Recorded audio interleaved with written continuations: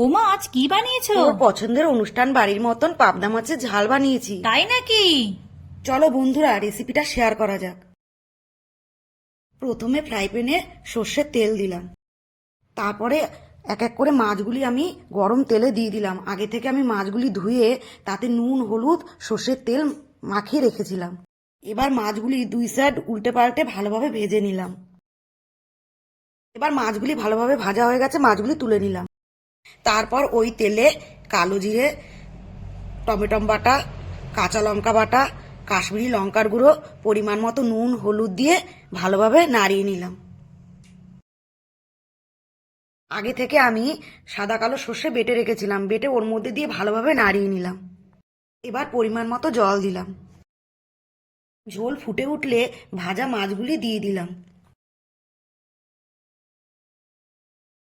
এরপর ধনেপাতা কুচি এর উপর থেকে ছড়িয়ে দিলাম। তৈরি হয়ে গেল সুস্বাদু পাবদা মাছের ঝাল। বন্ধুরা, ভালো লাগলে লাইক ও সাবস্ক্রাইব করতে ভুলো না কিন্তু। ধন্যবাদ।